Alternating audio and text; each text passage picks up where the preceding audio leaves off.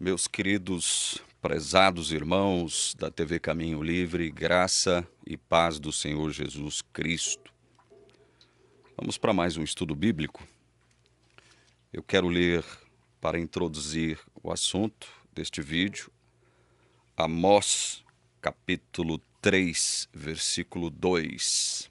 Amós 3:2. De todas as famílias da terra, somente a vocês eu escolhi. Portanto, eu os punirei por todas as suas iniquidades. Por que estou lendo esse texto? Porque esse texto fala de duas coisas. Ele fala da escolha de Deus, escolha soberana de Deus por Israel. Quando a gente lê as razões pelas quais Deus escolheu Israel, lá em Deuteronômio, um dos critérios que Deus não utilizou para escolher Israel foi o seu número, a quantidade de pessoas existentes entre o povo de Israel. Israel não era uma nação poderosa, Israel não era um povo poderoso, Israel não era a maior nação da terra, ou maior povo da terra, nem estava contado entre os maiores povos, nações ou multidões da terra. Na verdade, Deuteronômio nos diz que Israel era, na verdade, o menor dentre os povos, dentre as famílias, dentre as nações da terra. O menor povo, a menor família, a menor nação. Deus escolheu Israel. Deus escolheu Israel. Isso é um fato. Não foi Israel que escolheu Deus, Deus escolheu Israel. Aí, um outro fato, determinado aqui pelo versículo 2 de Amós 3. Portanto, eu os punirei por todas as suas iniquidades.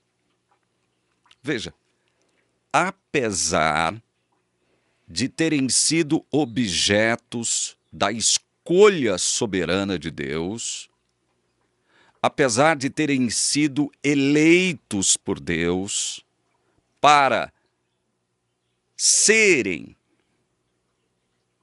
que eles fossem o povo especial de Deus sobre a terra, isso não os eximia de sua responsabilidade moral para com esse mesmo Deus. O fato de Israel ter sido escolhido, eleito soberanamente por Deus, não o eximia de sua responsabilidade, porque Israel era um povo constituído por pessoas moralmente responsáveis pelos seus atos. Israel não se tornou um bonequinho nas mãos de um Deus sádico, de um Deus caprichoso. Israel não se tornou uma marionete nas mãos de um Deus soberano e déspota, como Deus sempre foi. Déspota segundo o significado essencial, lato deste termo, não segundo o significado que esta palavra ganhou nos últimos anos. Porque déspota hoje, na nossa língua, tem um significado horrível. Mas Deus é déspota, no sentido mais lato da palavra, porque Ele é o soberano, o Senhor soberano de toda a terra. Então, duas coisas que são imprescindíveis nós que estudamos a palavra de Deus, reconhecermos No entanto, apenas uma dessas coisas são reconhecidas pela teologia adventista. Ou seja, o fato de que Deus pune os responsáveis pelos seus atos maus. Então veja, está implícita a ideia aqui, no ato de Deus dizer o seguinte: de todas as famílias da terra, somente a vocês eu escolhi, portanto eu os punirei por todas as suas iniquidades. Está implícita a ideia aqui da livre agência. Está implícita a ideia aqui de que os seres humanos não eram como bonequinhos, nem marionetezinhas nas mãos de um Deus caprichoso, sádico, injusto. Não. As duas coisas estão presentes aqui: soberania divina e responsabilidade humana. As duas coisas estão presentes nesse texto de Amós, versículo 2 do capítulo 3. As duas coisas estão presentes aqui, provando exatamente existirem as duas coisas. Na Bíblia, elas estão de comum acordo: soberania divina, responsabilidade humana. Mas para a teologia corrupta da Igreja Adventista, essas duas coisas não podem se coadunar, não podem se harmonizar. Por causa de quê mesmo? Por causa do próprio texto bíblico? Por causa de alguma coisa relacionada à palavra de Deus? Não, por conta da finitude intelectual, sapiencial, mental do ser humano. Porque o ser humano não consegue entender ou compreender o como de muitas coisas. Ele tende a atribuir aquilo que ele não entende, aquilo que ele não compreendeu o método, não compreendeu o como as coisas são realizadas. Ele tende a atribuir a isto que ele não compreendeu contradição, incoerência, incompatibilidade, conflito, tensão. Mas a Bíblia deixa claro que a soberania divina é um fato. Tanto quanto é um fato a responsabilidade humana por todos os atos que a humanidade comete. Isso prova que Deus não trata Israel como bonequinho ou marionete. Isto prova que Israel nunca foi bonequinho ou marionete nas mãos de Deus. Esse texto aqui prova as duas coisas: soberania divina e responsabilidade humana. Ou vocês querem brigar contra o texto? Teologia adventista. Como vocês sempre fazem. Aliás, esse assunto não é ensinado na Igreja Adventista do Sétimo Dia. Eles não tocam nesses assuntos. Eles reverberam aqui ou acolá, aqui ou ali, uma vez na vida, outra na morte. Eles reverberam alguma coisinha. É como papagaio de pirata. Repetem alguma coisinha aqui ou ali, mas não entram no mérito da questão. E não entram nos méritos destas duas questões que estão sendo assumidas aqui pela palavra de Deus. Quais são? Soberania divina e responsabilidade humana. Embora Deus tenha elegido, embora Deus tenha eleito Israel como seu povo, Deus está afirmando que os puniria por todas as suas iniquidades.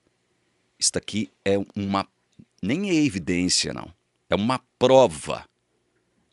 É uma prova de que Israel e nos nossos dias, todos os que somos eleitos e escolhidos por Deus, temos responsabilidade pelos nossos atos, e nós não somos marionetes ou bonequinhos nas mãos de Deus, como vai dizer a teologia adventista, que é arminiana wesleyana em seus fundamentos.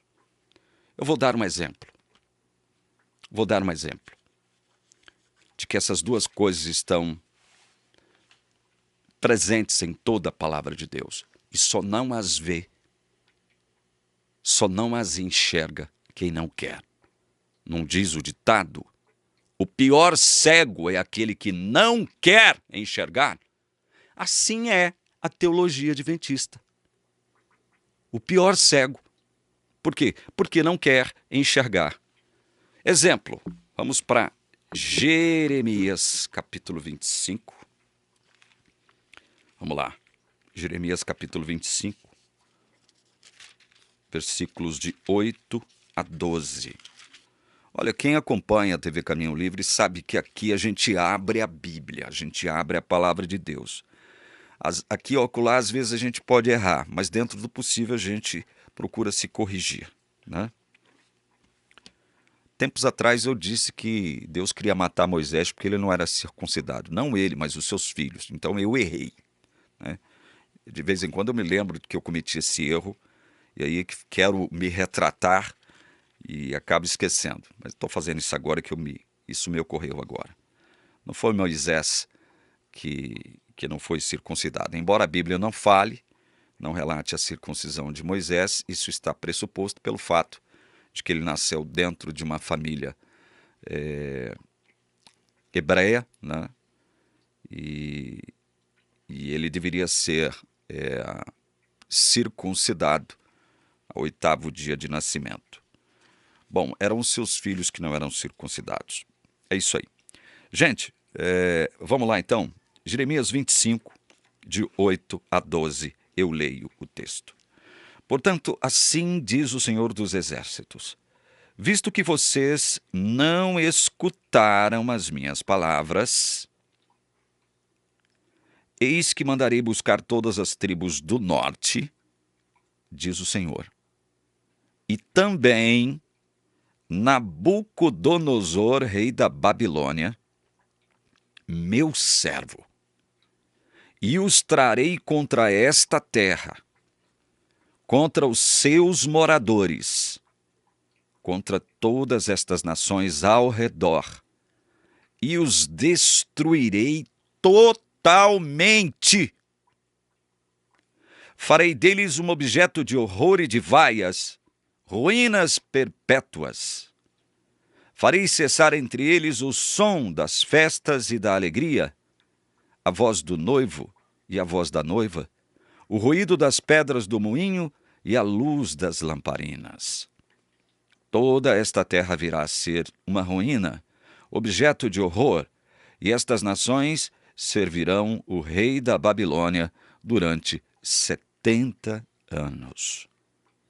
Acontecerá, porém, que, quando se cumprirem os 70 anos, olha a coisa estranha aqui, castigarei o rei da Babilônia e aquela nação, a terra dos caldeus, por causa de sua iniquidade, diz o Senhor. Farei deles ruínas perpétuas.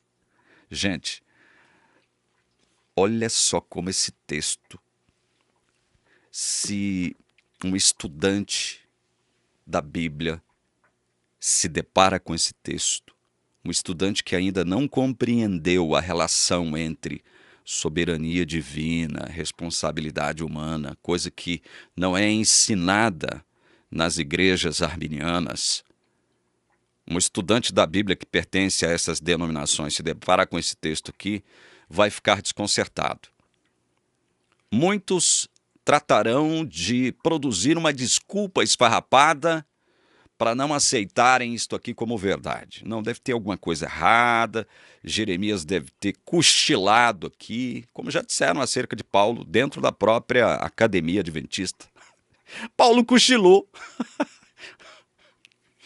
Paulo cochilou. Jeremias também deve ter cochilado aqui, porque não pode. Deixa eu ver se eu estou entendendo.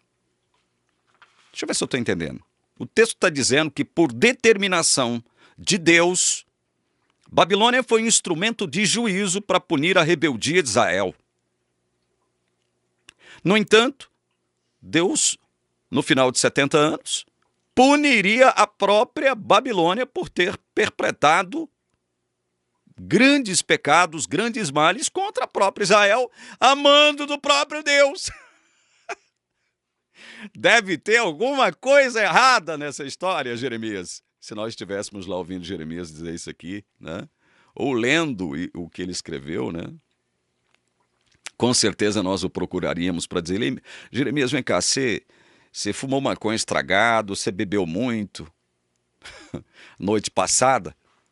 Porque você está dizendo uma coisa e depois, sabe, no final disso que você diz, você está dizendo outra coisa que se contradiz. Não foi Deus que elegeu, que chamou, que predeterminou que Babilônia serviria como instrumento de juízo para o seu próprio povo de Israel durante 70 anos, Jeremias? Você poderia perguntar isso para Jeremias, ele... Sim, foi. Se Deus chamou, predeterminou que Babilônia, por meio da liderança de Nabucodonosor, serviria como vara de juízo, chicote, para castigar Israel por sua rebeldia, não foi Deus que determinou isso? Foi. Então como é que Deus pode punir Babilônia por essas mesmas coisas que ela praticou contra o seu povo de Israel, amando de Deus? Como é que Deus poderia punir Babilônia, Jeremias? Ai, ai. Um arminiano poderia fazer esses questionamentos para Jeremias. E o coitado de Jeremias poderia dizer o seguinte: olha, foi o que eu recebi de Deus. O que eu recebi de Deus, muitas vezes eu não compreendo, eu simplesmente revelo da forma como ele me mandou revelar. Eu não compreendo, eu não entendo, eu não alcanço, eu não sei explicar, mas foi o que Deus mandou eu escrever e eu escrevi. E foi isso que aconteceu. E o pior, gente, sabe o que é o pior? Essas conjecturas que eu estou fazendo, elas são baseadas no a priori, ou seja, antes das coisas acontecerem. Né? Jeremias está aqui profetizando que algo vai acontecer. Algo de muito ruim vai acontecer com Israel. Muito ruim. Deus prometendo destruição total, ruína, através de um povo inimigo do povo de Israel. Por causa de quê mesmo? Olha só.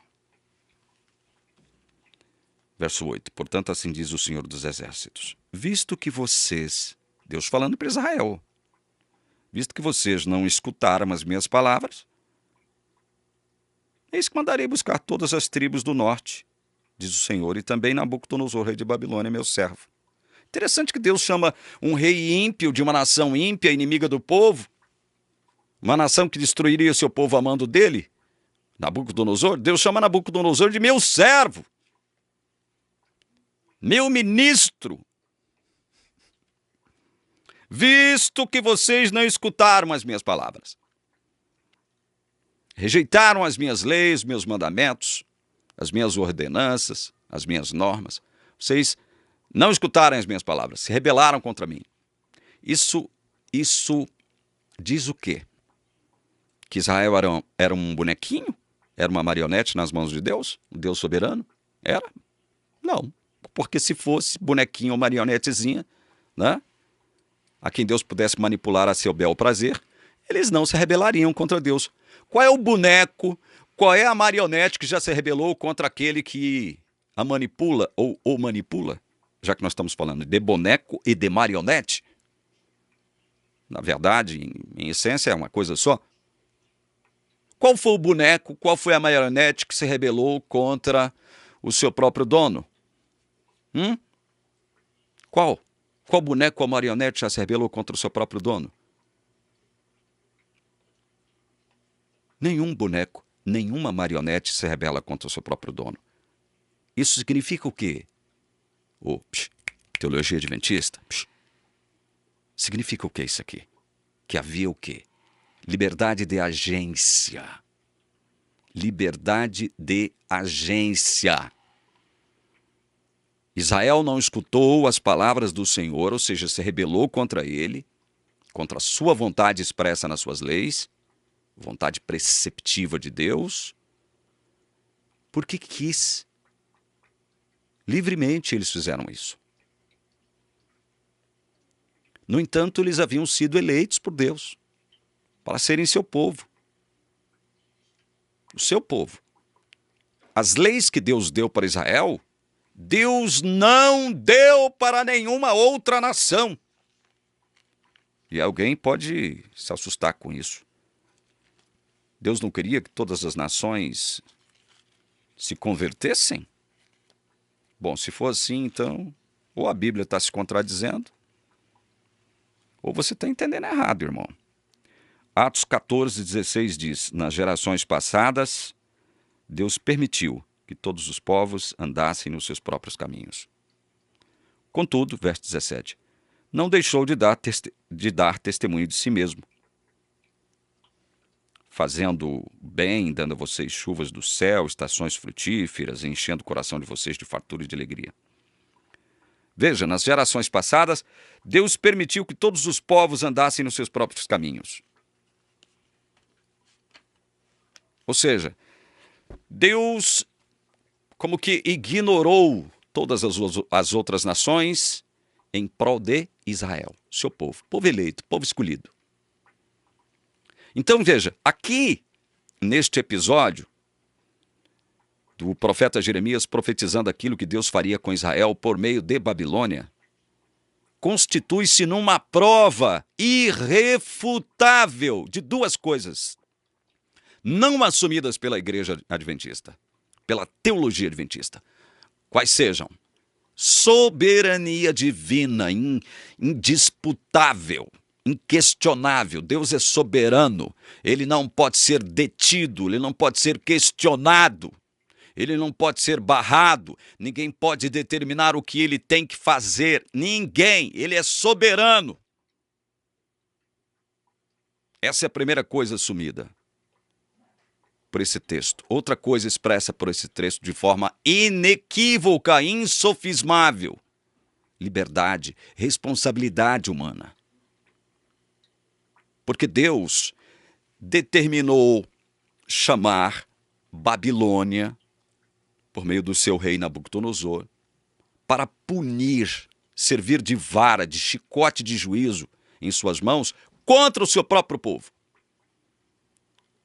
E Babilônia fez isso como marionete de Deus?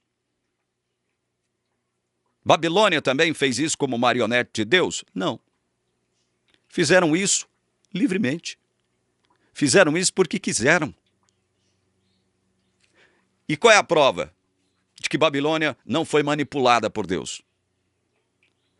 Qual a prova de que Babilônia não se tornou bonequinho, ou bonequinha, ou marionetezinha nas mãos de Deus? Qual é a prova? A prova está aqui, ó. A prova está aqui, ó. Acontecerá, porém, que quando se cumprirem os 70 anos, castigarei o rei da Babilônia e aquela nação, a terra dos caldeus, por causa de sua iniquidade, diz o Senhor. Farei deles ruínas perpétuas. Castigarei o rei de Babilônia, aquela nação, a terra dos caldeus, por causa de sua iniquidade. Iniquidade esta que Babilônia perpetrou contra o seu povo, a mando de Deus. E aí, o que vocês me dizem? Jeremias estava bêbado, fumou maconha estragada, a Bíblia é um livro contraditório, tem certas coisas na Bíblia que não estão corretas, não estão certas, como irá dizer, ou irão dizer muitos teólogos, entre muitas aspas, arminianos wesleyanos. Não, a Bíblia é um livro errante, tem certas coisas que não estão corretas. Se é errante para nós calvinistas, é errante para vocês, arminianos wesleyanos. Quem é que vai determinar o que é certo e o que é errado, então? Já que vocês admitem que a Bíblia é um livro errante. Nós não. Nós, da teologia reformada, popularmente reconhecidos como calvinistas, não admitimos erro nos autógrafos. O que são os autógrafos? Os originais, que foram escritos pelos profetas, inspirados diretamente pelo Espírito Santo de Deus.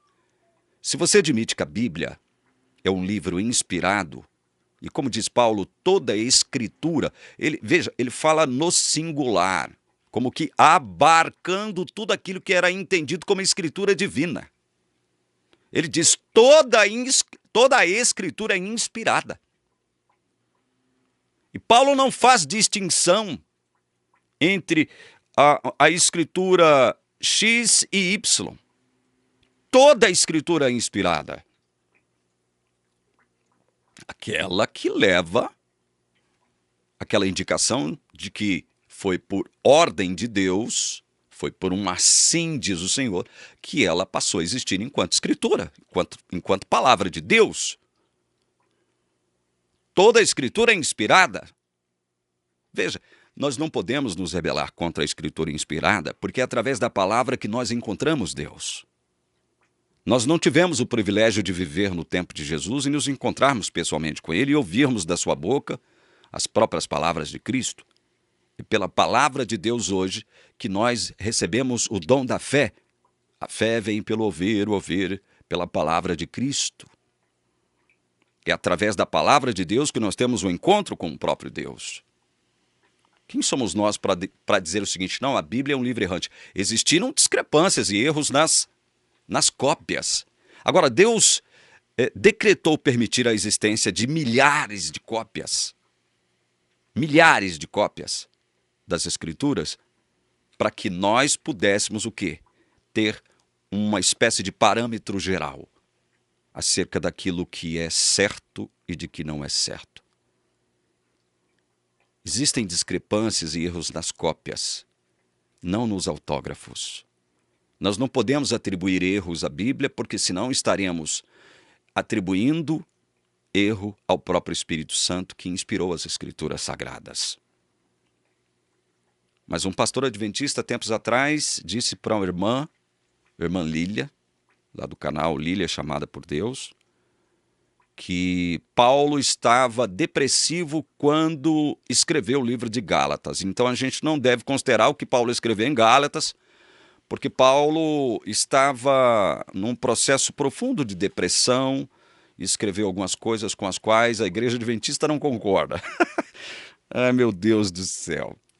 E Jeremias, então, aqui? O que vocês diriam acerca de Jeremias, hein? O que vocês diriam acerca de Jeremias, hein? O que você, teologia adventista, diria? Jeremias 51, 11. Jeremias 51, 11.